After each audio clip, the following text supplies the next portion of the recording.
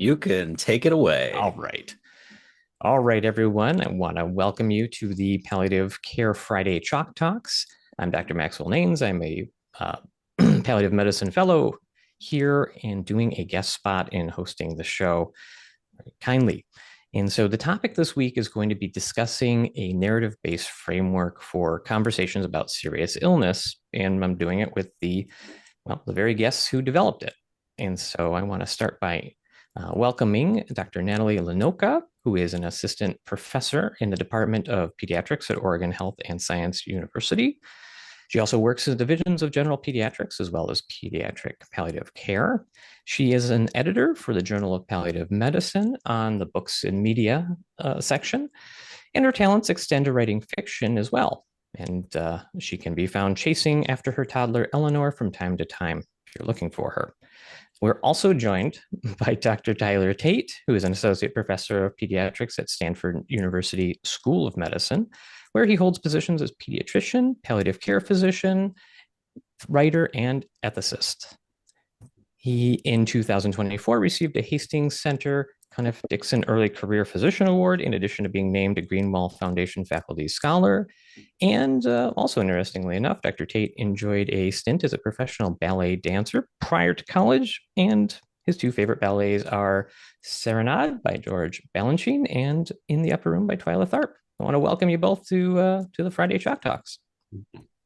Thank you. Thanks for having us. All right.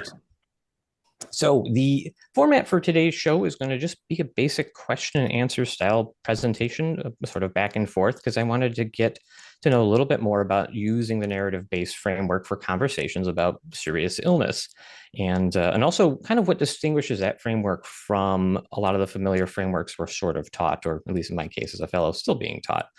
And as somebody who has a creative writing background and really enjoys fiction and narrative, I've always been interested in this topic, and I'd never taken enough time to really look into it. So I was excited to read your paper and get the opportunity to interview you both.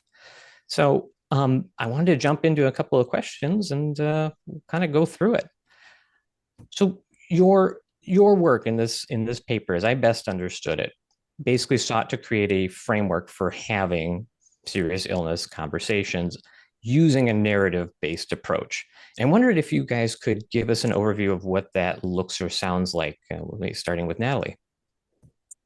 Yeah, I think this came from a lot of discussions that Tyler and I had, that we really wanted to go back to the basics, that we felt like our way of advanced care planning was really missing a lot of that getting to know families, understanding who they are, and honoring their stories. I think that's where I came from, is having a lot of respect for narrative medicine and realizing that we can do more to work on developing relationships and honoring families when we talk about advanced care planning. I think inherently these are such big, heavy topics, and folks often come with a sense of distrust in various aspects of the system, and even their care teams when we bring up these topics.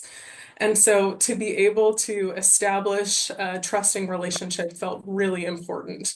And that's where we realized narrative could be useful, and kind of leaning on some of the teachings of Dr. Rita Sharon and thinking about how can we really understand humans, connect with humans. And that's where the idea of narrative came in. And I think Tyler has an interesting story too, since in developing this framework, he really leaned on this experience with a mentor. So as someone who appreciates stories, would love for him to tell kind of this story that led to the early stages of this project. Agree. Yeah. Well, I couldn't put it better, Natalie. So it's wild how quickly time goes, but was a fellow at Duke University in 2017, 2018. And one of my mentors and attendings there, Brian Talbot, sort of said something that sort of forever stuck in my head and kind of shaped how I do palliative care, and really was kind of the impetus for this paper and this set of ideas, which was we worked in the VA together, and he asked me one day, he's early in my fellowship, Tyler, what's the number one mistake that non-palliative care trained clinicians make when assessing goals of care, and probably many, if not even most, sometimes palliative care clinicians? And I was like, well, I have no idea, Dr. Tell me. And he said they ask about choices before asking about goals.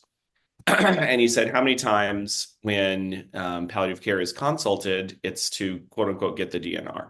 And you go in and you essentially already have a particular framing, which is to get the DNR, have a patient essentially acquiesce or affirm that they want to be DNR. And he said, but that's completely the wrong way to go about it, because whether a patient should be DNR or not depends on other things. Other things that are not your will, other things that are not efficiency, other things that are not throughput. It depends on the patient's goals. And that really struck me. And I started seeing that everywhere in how people were talking about goals of care. So I have a background in philosophy, studied philosophy in undergraduate, and then did a master's in bioethics with a big focus on philosophy and on metaphor theory, doing my master's degree and my fellowship in clinical ethics, which I did at University of Washington prior to Duke. And so when I heard that, I started contextualizing it into some of the conversations that have been had or even currently being had in the literature around philosophy about what actually is a self. What does it mean to have identity? And as I read more and more in palliative care literature to try to understand this kind of connection between choices and goals, so that I could have a better conceptual framework, because I wanted to start connecting all the stories I was hearing, the identities of patients, to this thing called a goal, I found that there was a big gap in the literature. So which was ultimately, I thought this paper needs to be written. And then when Natalie and I came together, when she was a fellow, we realized we had these shared both interests and vision. And what I realized over time was that the leaving it at goals and choices was not enough. Because what exactly is a goal? How does a goal connect to a larger set of values? Which generally is as far as we go, right, backwards. And then, but knowing, having already written about narrative from the philosophical perspective, realizing that identity is something that we talk about all the time. We talk about having a self and being a self, having identity, but rarely in our field, which is at base a sort of theoretical, philosophical exercise in connecting self to try to understand and help a family or a patient articulate their values and goals. We didn't have that sort of conceptual framework. So at the end of the day, this paper, as we are very explicit about, is not really a practical framework or exercise or step-by-step approach. Rather, it's a conceptual framework so that palliative care clinicians can have a kind of a sense of how this all hangs together and what we're actually doing when we're talking to another person. And so that was ultimately kind of how this all came about. I think probably the best way to show the audience how this works might be, you do have an example of how you might approach a patient with a narrative-based approach. Are you able to talk through sort of how it might differ from the way we approach now, and sort of talk through an example of what it would sound like if you were going into a new consult?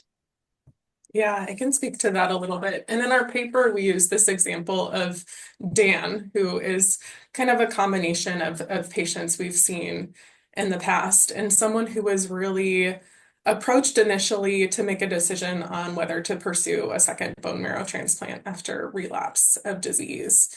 And I think what we really want to emphasize is how well-meaning the team is in approaching Dan and showing empathy and compassion and really wanting to give Dan autonomy, which feels so important in our patients, and especially in considering our older adolescent and young adult patients that we see.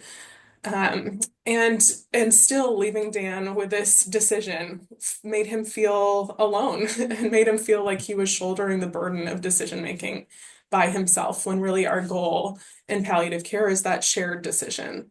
So instead of saying, Dan, do you want to pursue a transplant? We support you either way. What we would really do with this conceptual framework model is start at the beginning and say, Dan, can you tell us a little more about who you are as a person? Can you share your story? What does your life look like? These really open-ended questions. And I think there is a degree of discomfort that can sometimes come with that. I think a lot of patients are not accustomed to their medical providers asking them about story, but I think in our experience, we found that that is very connecting, and we can find similarities in our own stories and be able to dig in a little deeper on some of those narrative tangents and find connectiveness there. And so once we hear a little more about Dan's story, we understand who he is and what he values. So his values come out of the story. We understand that he values autonomy and self-care, that he is someone who doesn't appreciate burdening caregivers. We understand that he values relationship, that he has a new relationship in his life, that he's really excited about a new person and a connection that he's made. We know that he loves to cook and he values taste and food and exploration and curiosity. And so, in kind of understanding those values, which are again inherent within his story, we can kind of co-create his goals. And it feels as we understand his values that we can rank them a little bit. And what he values most is more time with this relationship, that this is the number one most important thing in his life right now. And with that, longevity feels like number one. Understanding that if he is not able to reach that goal, secondary goals would be maintaining autonomy of caregiving and maintaining the ability to taste delicious foods, which is a huge priority for him. And so the decisions then follow as a logical output. So once we have the values, we understand these goals that we co-create as a team with this shared conversation, then we can say, okay, the decision that best supports these goals is a second bone marrow transplant to try and extend your life, knowing that this relationship feels so important. And we're still walking with you and understanding that if we're not able to reach that specific goal, we go to the next goals and we think about minimizing chemotherapy that might obstruct your taste. We think about giving you more control and autonomy and decision making along the way. And so that's really how this framework can be applied and sort of how we thought about Dan as a model for this process. And then I would just say one of the other major advantages of this that I think is kind of hidden between the lines is that we've given Dan a space to share, a space to explain who he is as a person, to not just be his disease, to not just be the guy with cancer, which he's so sick of being. And so when we give him that platform, we allow him to be the center of the story and to really give space to reflect, which we think is so valuable for our teams, but also our patients. And I think too, the when I was reading this framework, I thought that the introduction of I want to hear your story to me was more natural than tell me what you value. Because if somebody asks me what I value, I to me that's a tougher question for me to answer personally. But if you ask me about things that are important to me, like before you guys got on, Dr. Martin was asking me in my bookshelf behind me, what's one of the things I value most? And so I have a collection of Calvin and Hobbes comics, and those are the most valuable thing to me because that's how I learned to read. My parents and I we read Calvin and Hobbes growing up, and so if you take that bit from me, and then now we go backwards, and the next concept I wanted to ask you guys about is this narrative competence that you talk about. Um, it seems it seems to me a little bit easier and dare I say even a little bit fun and interesting to try to find the values within the story that you are being told. So, Tyler, I wonder, could you talk a little bit about the narrative competence, what that means once the patient tells you their story? Yes and no, because I say no only because Natalie is our sort of resident narrative medicine expert. I'll say a few things, and then I'll let her kind of fill in the gaps of where I have. What I'll say about narrative competence is I'm going to just briefly contextualize it as sort of an ethical attitude that one person can have to another person. I'm an ethicist as well, and actually, was trained in ethics before I was trained in palliative care. And I just want to sort of, in thinking about narrative competence, I want to in philosophy, you write a philosophy paper and then you imagine all the objections and then you answer the objections. And one of the major objections people have about this, I know, is that, well, that's what we're already doing. Like, you're just describing the ordinary, and there's nothing particularly novel about this. If that were the case, then all of the doctors, nurses, social workers trained in palliative care would already be doing this. But that is not the case, having worked at a lot of institutions. And I think the reason is because it actually, a lot of our advanced care planning sits on both a unstable or actually incoherent philosophical anthropology of what a self is, what identity is, and how identity shifts and changes in the course of a storied self. And then two, it sort of ignores this ethical sort of approach. And by that, what I mean is that to attend to another person, right, is to, on some fundamental level, show them love. But to do so requires that we sort of peel back the degree to which we project our own self onto another person, right? Because what is implied in this framework is that not only the patient is a storied self, a constant narrating self, telling the story about myself to myself, but so are we. I always reflect on the words of a mentor and sort of very influential person in my own intellectual life, this theologian Stanley Hauerwas, who says that love is the nonviolent apprehension of the other as other.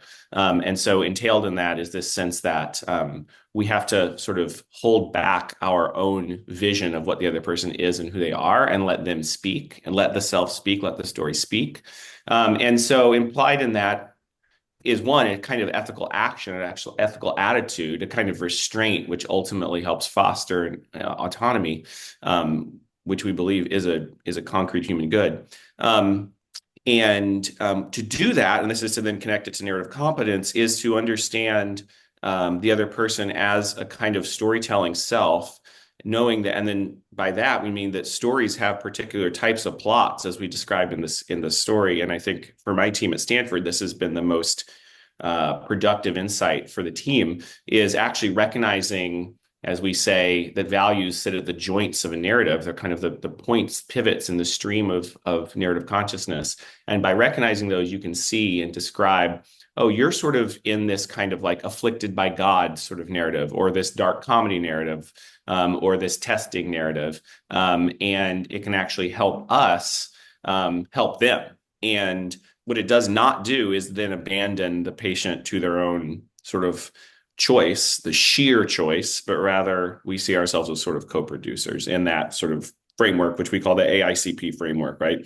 Attend to narrative identity, identify values, co-create goals, and then help support decisions. So that's just a little bit more framing for that. And then I'll let Natalie say a few words about how narrative competence operates.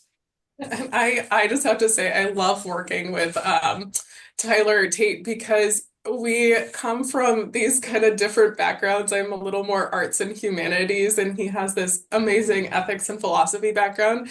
And we get to the same point pretty much always, but it's so interesting to hear the thinking, and really wonderful to collaborate with folks who have slightly different backgrounds. So thank you, Tyler, for explaining that. I think the way I think about narrative competence, again, I go back to Rita Sharon and her framework, which is that narrative competence is the ability to acknowledge, absorb, interpret, and act on the stories and plights of others.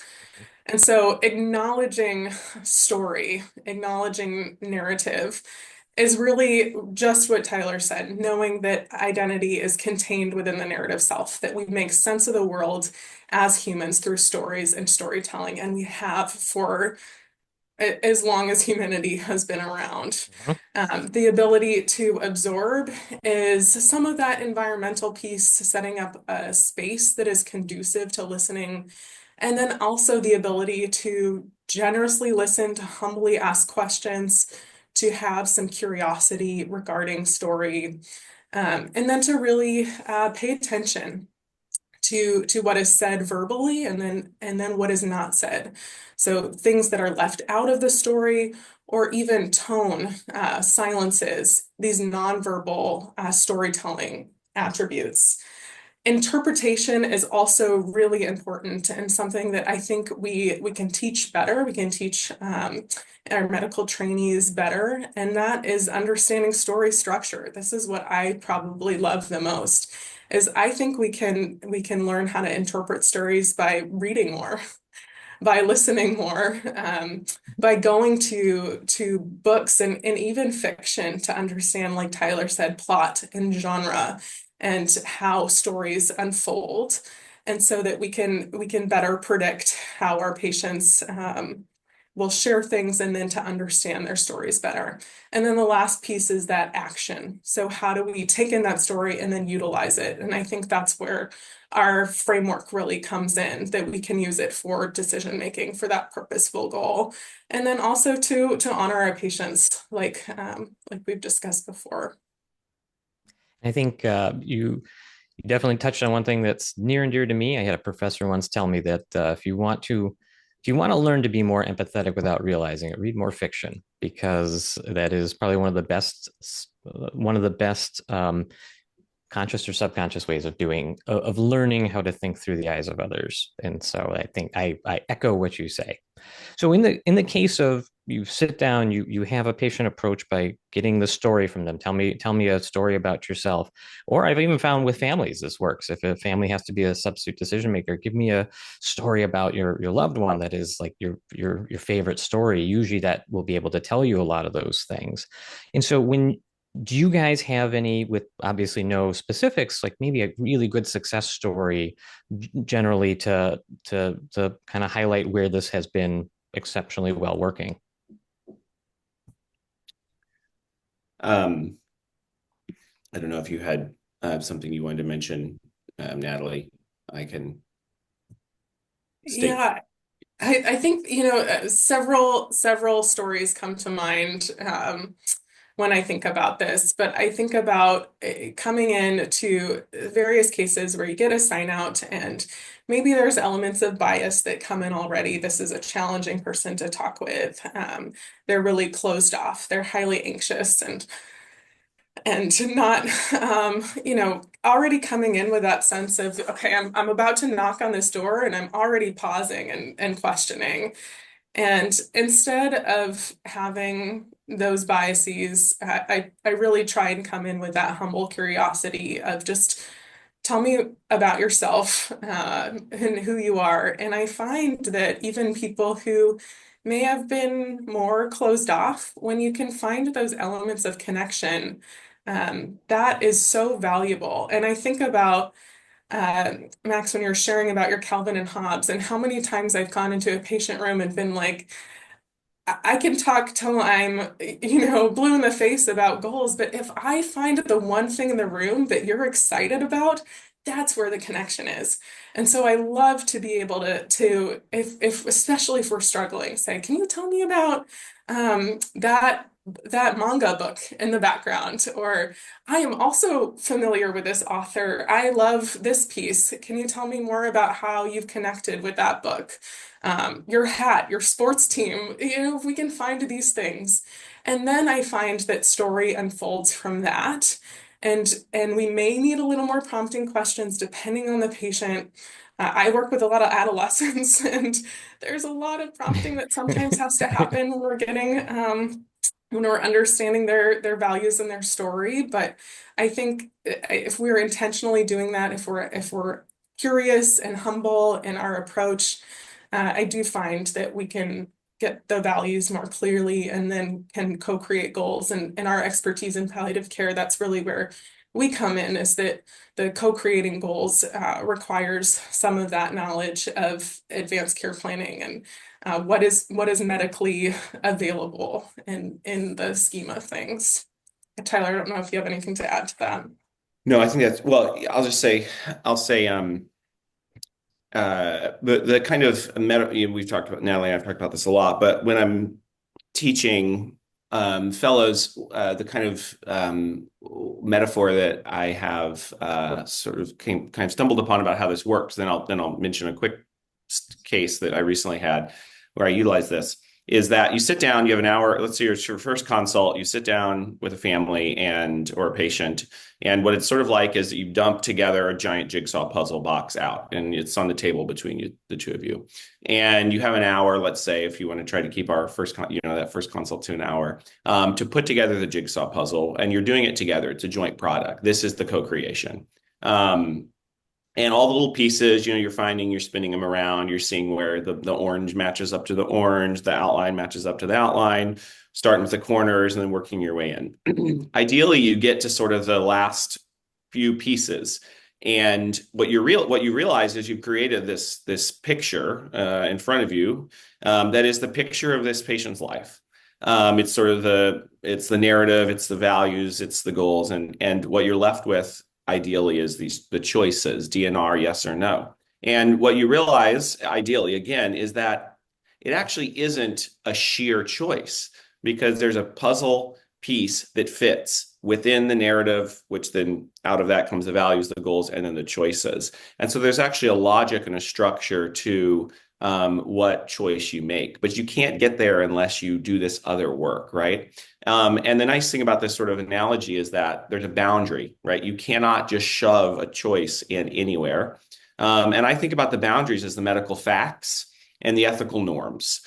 It's our responsibility to bring those to the table, to the picture. There's not just it's not just a willy-nilly set of choices. And then, in this sort of ideal picture, after a lot of conversation, working through words, cities of words, you take that piece together and you sort of just like plop it right in. And maybe there has to be some acceptance on both of our parts that it's not exactly what we wanted, but it works. Like the wild thing about humans is that we can also kind of be self-deceived about our own values. And sometimes, we have to actually display our values in our behavior rather than simply as what we say. Do we always mean what we say? And I actually think that's where narrative competence comes in, is like, that's actually a skill we need to have, right? Like we have to kind of always be in the story and also watching above the story, so that we can actually figure out what the heck is going on. Yep, I would agree with that. So I definitely have many more questions, but I'm going to share my time a bit and say that I'll turn it over to, and we have at least one question in the chat and those sort of things. So Dr. Martin, do you want to read that question? Yeah, I'll read it. It's from the audience. Not all medical staff are interested in the soft skills of narrative medicine. Soft skills. How do we encourage those clinicians who are resistant to realize the value of these skills? Any insights to invite clinicians who usually would not be open to this? I appreciate that question, and I certainly find that one of my goals has been to work on education for medical trainees starting really early. I'm so proud of the Oregon Health and Science University Medical Humanities Narrative Med curriculum for medical students, which is a required course. So we have said at our medical school that we think these skills are so important that every trainee will go through 10, 12 hours of training in this. And so I do think it starts early. I think if we say from the top down, honestly, for a lot of these cases that we feel this is important, then people take it seriously and we get wonderful engagement in that course. Sure, there are people who say this is not exactly what appeals to me, but in our research from that course, we had a lot of folks walk away sharing, increased skills in perspective taking, examining personal bias, and in empathy. And so they're seeing value and gaining skills in that. So I would say starting early is really important. And I think it is helpful for medical trainees to show data for people who don't like the quote soft skills to be able to point to data and say, hey, we're seeing improvement in these areas. You want to be more empathetic as a physician, and I think there are very few physicians who would say that's not important. You want to have better perspective taking, and certainly, as medical institutions, we value understanding bias and to be able to incorporate increased equity and belonging. And so being able to point to these things, I think, is really important. And so I'm very proud of that research work that was recently published. Yeah, and I would just add the most the most cynical clinician, which is oftentimes a physician, responds about kind of it being a soft skill, whatnot. First thing I say is, well, so number one, medicine is not a science. It's an art and a science. Human beings are not machines or physics problems. And what generally this kind of person wants to do is just quote unquote get the job done, maybe do the surgery, get the patient to consent to do the treatment. But it turns out that, like, in America, at least, we don't do things to people without their consent. Well, that's the ideal, right? We hope not. Whether that's actually followed is a whole separate lecture. But to get a patient to go along with your plan of care, you have to have two things. You have to have trust, and you have to have consent. And so to get the latter, you have to have the former, generally. But these things don't happen outside of words. Like, we don't do these things outside of language. There's not a world where we scrape away all of language and talking and just can do the things like we're sort of, at a Toyota factory, just robots, machines moving around. You're not getting the consent through charades. Exactly. So we have to go through language to achieve trust. So we can't do it without this. And if we try to, then we commit violence on people, which is what the history of medicine has sort of demonstrated many times over the past 100, 200 years. So we can't get away from it. That's for the most cynical person who even thinks all the humanities stuff and that is just pointless. They often, that also, a most cynical person has no problem calling in palliative care when they're dealing with a difficult patient. And usually I say, if they are part of that discussion, like, I've been the person on the sidelines before I was a fellow and gone, wow, how did they do that? How did the conversation turn to this rapport and getting the consent, quote unquote, and realizing that all came through the language and the soft skills. It even, I think, can bend some of the most cynical. All right, one last quick question, and then we'll send you guys on your way. People are complicated. They are multitudes, right? I think it is normative for people to have healthy contradictions within themselves. I know I certainly do. How do you explore values with somebody when it seems like the leading values are at odds with each other or odds with their goals? I'll just say, and then Natalie, you can close us out. I think this is why I have been advocating and continue to advocate that palliative care training needs to. One of my attendings in fellowship said, I can teach you everything you know about symptom management in 2 weeks. Everything else you may not even be able to do by the end of this fellowship. We'll see. And so I think we should do a lot more training in psychoanalysis, frankly, because I think that's where the answer lies, in having really good training and understanding what a self is and then how values kind of work in conversation. And so I think ultimately trying to actually help someone clarify what's going on in their own heads and hearts should be and is increasingly part of our job, certainly in an IDT situation, right? Interdisciplinary team situation. That's all I'll say. I appreciate that. We address it a little bit in the paper too, and having conflicting values with goals. And usually that means we have to go back a step and that we need to clarify narrative or clarify values. And so when we're finding there's a lot of conflict, are we identifying a place where maybe identity has ruptured, has shifted from the narrative. And then, like Tyler said, can we skillfully guide someone back to that narrative that they say is who they are, and potentially help them find healing in that process. And I think, one of the things that we haven't said enough today is just how important the interprofessional team is in this work. So while I would love to be a better psychoanalyst, psychologist, social worker, I recognize that I'm rarely the person with that expertise in the room. And that's where I so appreciate having interprofessional team members doing dyad work with psychosocial support and being able to help with some of these conundrums, because there is often, when we find that difference, when we find that conflict in values and goals, there is usually more work that needs to be done in helping our patients. And so I appreciate that involvement. Indeed. Well, I want to thank you guys as well for being here, Dr. Zlanoka and Dr. Tate. Very much enjoy the topic. There's way more to cover, and I was going to say, I don't think I said the title of the paper. I'm sure we'll probably have it linked, and we'll have it, so folks can go read it. But it is called "It Starts with a Story: A 4-Step Narrative-Based Framework for Serious Illness Conversations." And I'll tell you, after reading this, although you guys do caution that we're coming up with this framework, I've definitely applied it, and it has been really, really enjoyable and interesting. And so I encourage everybody to check out this paper, definitely. Thank you all so much. Yeah, really an honor. All right. Appreciate you guys.